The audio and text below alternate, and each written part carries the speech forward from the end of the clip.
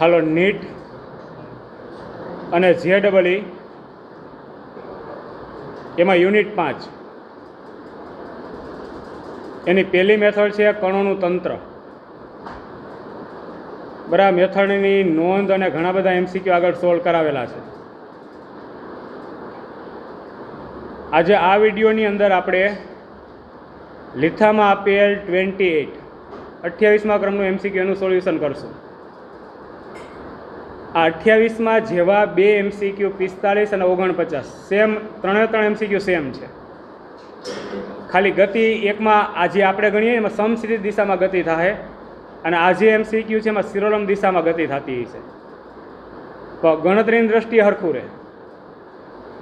હવે એમાં 28મું MCQ અત્યારે સોલ્વ કરાવું. તેમાં રકમ શું આપેલી છે કે 100 કિલોગ્રામની એક કાર, હા 1000 કિલોગ્રામની એક કાર ટ્રાફિક સિગ્નલ પાસે ઊભી છે. લીલી લાઇટ થતાં કાર 4 મીટર પ્રતિ સેકન્ડ સ્ક્વેરના પ્રવેગથી ગતિ શરૂ કરે છે. તે જ વખતે 2000 કિલોગ્રામની એક ટ્રક 8 મીટર પ્રતિ સેકન્ડની અચળ ઝડપથી કારને ઓવરટેક કરીને આગળ નીકળે છે. તો એ કરીને કીધું છે કે 3 સેકન્ડ પછી કાર ટ્રક વડે બનતા તંત્રનું દ્રવ્યમાન કેન્દ્ર ટ્રાફિક સિગ્નલથી કેટલે દૂર હશે. અને બી કરીને કીધું તે વખતે એટલે 3 સેકન્ડ પછી કાર અને ટ્રક વડે બનતા તંત્રના દ્રવ્યમાન કેન્દ્રની ઝડપ કેટલી હશે. બરાબર, બે વસ્તુ માંગી છે. જો કીધું છે એ પ્રમાણે હું કરી નાખું. અહીંયા આકૃતિ મહત્વની થાય.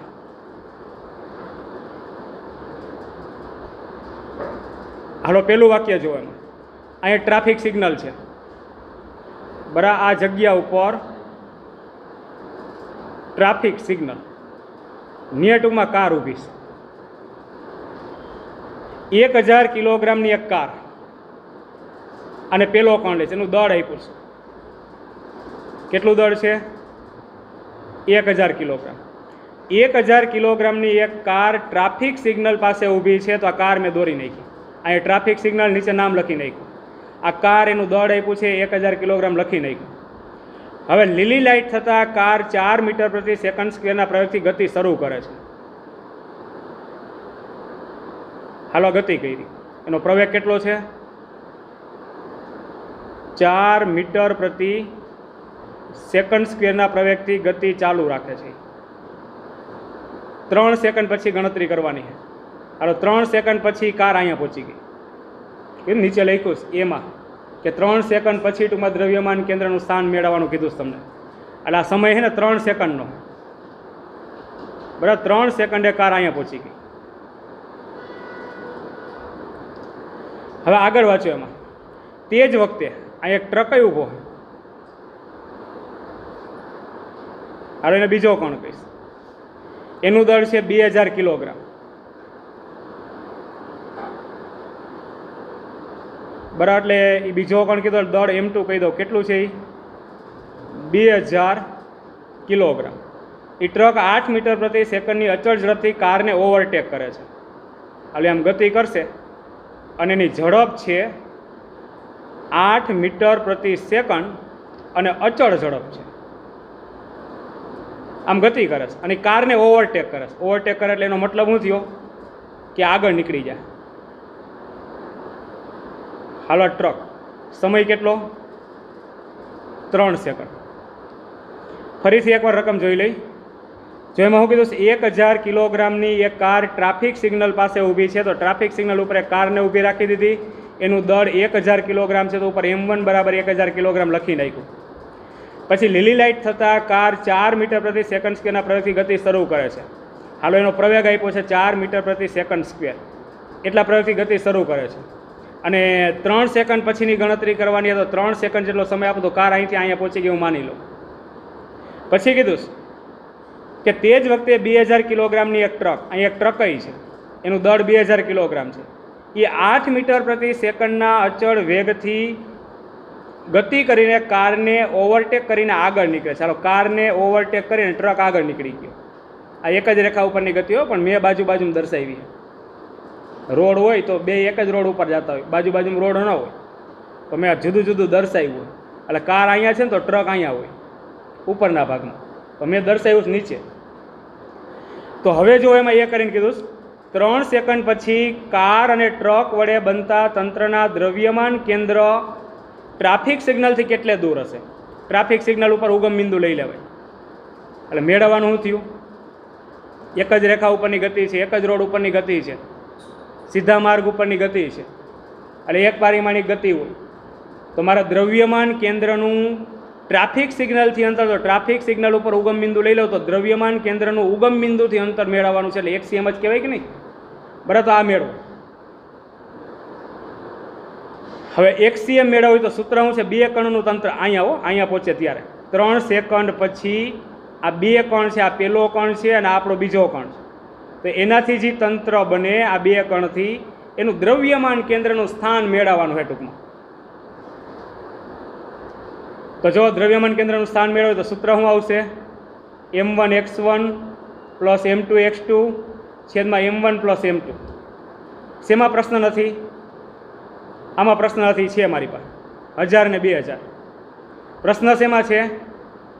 આ x1 એટલે પહેલા કણનું ઉગમ બિંદુ, પહેલો કણ અહીંયા છે, ઉગમ બિંદુ અહીંયા છે, ત્યાંથી અંતર. આ અંતર તમારી પાસે હોવું જોઈએ, આમાં આપેલું નથી, તો આ અંતર તમારે મેળવવું પડે. એટલે પહેલા કણનું ઉગમ બિંદુથી અંતર એટલે કારે કાપેલું અંતર થયું કે નહીં? તો અંતર મેળવવું હોય તો તમારી આગળ આવા સૂત્ર હતા અચળ પ્રવેગી ગતિના. રેડી? v² - v0² બરાબર 280. તો કારે કાપેલું અંતર એટલે આ x1 થાય, દર્શાવી જ દો અહીંયા. પછી x2 એટલે બીજા કણનું ઉગમ બિંદુથી અંતર, તો બીજો કણ અહીંયા છે અને ઉગમ બિંદુ અહીંયા છે, ત્યાંથી અંતર એટલે આટલું અંતર, એટલે ટ્રકે કાપેલું અંતર જ છે, એને x2 કહી દો. તો પહેલાં x1 અને x2 મેળવવા પડે, પછી ટૂંકમાં એનું દ્રવ્યમાન કેન્દ્રનું સ્થાન નક્કી થાય. તો x1 એટલે કારે કાપેલું અંતર. હાલો કયું સૂત્ર મૂકો તો x1 મળી જાય? આ એ ગણતરી છે, આમાં તો અંતર જ નથી આવતું. આ મૂકી દઉં તો છે ને, સમય આપ્યો 3 સેકન્ડ, આ તો આ જ મૂકી દઉં. સૂત્ર હું d બરાબર v0t પ્લસ 1/2 at². હાલો કારે કાપેલું અંતર છે તો કેટલું અંતર કાપશે? x1. શરૂઆતનો વેગ ટ્રાફિક સિગ્નલ ઉપર સ્થિર જ હતા, ગ્રીન લાઇટ થઈ પછી ગતિની શરૂઆત કરી છે ને, એટલે શરૂઆતનો વેગ એનો 0. આ 1/2. પ્રવેગ કેટલો છે એનો 4. સમય કેટલો આપ્યો? 3 સેકન્ડનો સમય લાગે છે ગતિમાં. તો સાદું રૂપ આનું આપશો તો અહીંયા 2 વધ્યા 9 વધ્યા, એટલે થાય 18 મીટર. હાલો મળી ગયું x1. હવે x2 એટલે બીજા કણનું ઉગમ બિંદુથી અંતર, ઉગમ બિંદુ અહીંયા, બીજો કણ અહીંયા, ઉગમ બિંદુથી અંતર ટ્રકે કાપેલું અંતર જ છે. ચાલો એ મેળવો. શેના માટે ગણતરી કરવો હવે? તો કે ટ્રક માટે. હવે માં સૂત્ર ન મૂકતા, કારણ કે આમાં તો વેગ અચળ છે, વેગમાં ફેરફાર જ નથી થતો, તો પ્રવેગ ઉત્પન્ન જ ન થાય. આ અચળ પ્રવેગી ગતિ નથી એમ કહું છું. સમજાય છે? અને ધરાથી આ સૂત્ર મૂકો તો જવાબ તો આવશે જ, કારણ કે આ વેગમાં ફેરફાર નથી થતો, વેગ અચળ છે, તો પ્રવેગ એટલે વેગનો ફેરફાર છેદમાં સમયગાળો, તો વેગનો ફેરફાર જ નથી થતો ટ્રકમાં, તો એનો પ્રવેગ 0 હોય તો અહીં 0 મૂકવું જોઈએ. આ સૂત્રનો ઉપયોગ કરો તો હાલો ને, એ જ મૂકી દો. d બરાબર v0t પ્લસ 1/2 at².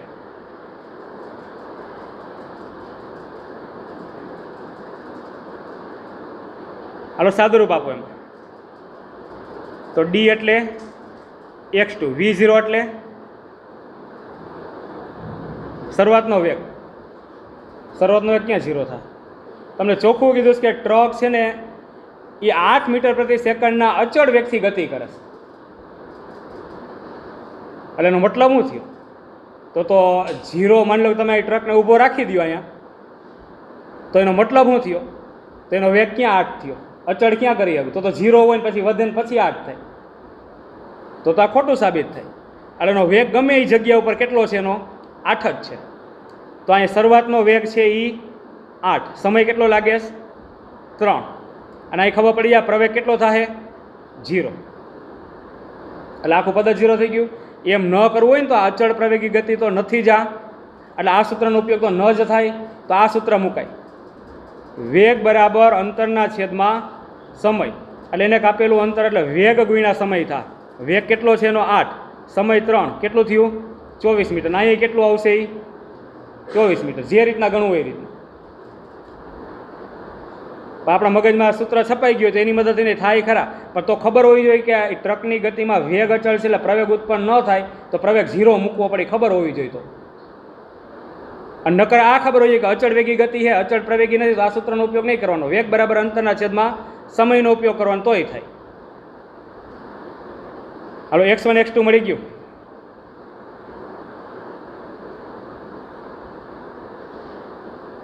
તો હવે શું મળી જાય આપણને? એનું દ્રવ્યમાન કેન્દ્ર. સૂત્ર હતું XCM બરાબર m1 x1 plus m2 x2 અને છેદમાં m1 પ્લસ m2. હાલો, m1 કેટલું આપ્યું તમને? તો કે 1000 કિલોગ્રામ. x1 કેટલું મળ્યું આપણને? તો કે 18. પછી m2 કેટલું છે? તો કે 2000. પછી x2 કેટલું આપ્યું છે આપણને? તો કે 24. અને છેદમાં આવશે m1 એટલે 1000, m2 એટલે 2000.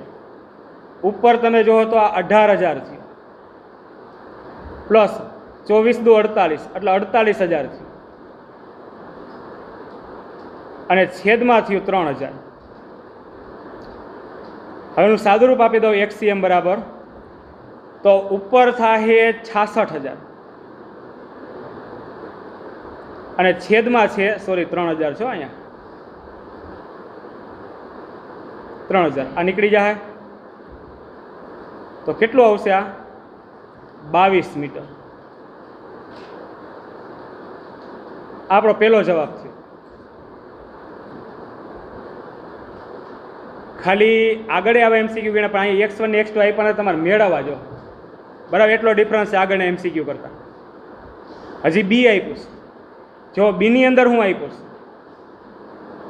તમારે એમાં શું મેળવવાનું છે? દ્રવ્યમાન કેન્દ્રનો વેગ મેળવવાનો છે.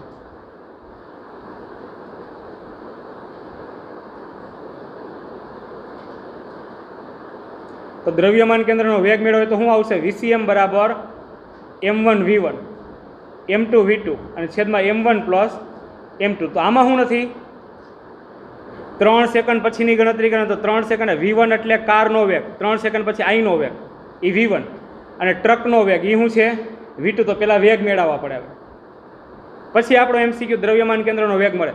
વેગ મેળવે તો v બરાબર v0 પ્લસ at, d બરાબર v0t પ્લસ 1/at સ્ક્વેર અને v square minus v0 square બરાબર 2at. આની મદદથી મળી જાય. હવે હા કે ના? તો બેયના વેગ, પહેલા કણનો વેગ એટલે કારનો વેગ મેળવો, પણ 3 સેકન્ડ પછીનો વેગ, શરૂઆતનો વેગ તો એનો 0 છે. હાલ તો પહેલાં કાર માટે કયું સૂત્ર? v બરાબર v0 plus at. Hello, 3 second પછીનો વેગ છે v1 વડે દર્શાવવું. શરૂઆતનો વેગ કારનો છે 0, પ્રવેગ છે તમારી પાસે 4, સમય છે 3. તો v1 બરાબર કેટલું આવશે? 12 મીટર પ્રતિ સેકન્ડ. હવે શેના માટે ગણતરી કરું? તો કે ટ્રક માટે, એટલે v2 મળી જાય. સૂત્ર v બરાબર v0 પ્લસ at. અચળ વેગ છે, તો ગણાય જ નહીં. હવે અહીંયા વેગ 8 છે ને અહીંયા વેગ 8 જ રહે. અને ગણતરી કરો ને. હાલો, આ શરૂઆતનો વેગ કેટલો છે? એ અચળ જ છે એટલે 8. પ્રવેગ કેટલો હોય? 0. મળ્યો 8 જ. એના કરતાં ગણતરી જ ન કરાવે, એનો વેગ તો આપ્યો જ છે હવે કારનો, તો ટ્રકનો બરાબર. v2 બરાબર કેટલું થાય? 8 મીટર પ્રતિ સેકન્ડ. તો હવે દ્રવ્યમાન કેન્દ્રનો વેગ મેળવો. તો દ્રવ્યમાન કેન્દ્રનો વેગ સૂત્ર છે VCM બરાબર m1 v1 plus m2 v2 અને છેદમાં થાય m1 પ્લસ m2. આમાં કિંમત M1 એટલે તમને આપ્યું છે 1000, V1 તમે મેળવ્યું 12, M2 એટલે છે 2000 અને V2 એટલે છે 8 અને છેદમાં M1 એટલે 1000 અને M2 એટલે છે 2000. ઉપર કેટલા થાય? આ 12000. 8 દૂને 16 એટલે આ 16000 અને છેદમાં આવશે 3000. રેડી? એટલે થાય કેટલું? 28000 છેદમાં 3000. આ મીંડા વહી જશે બધા. અને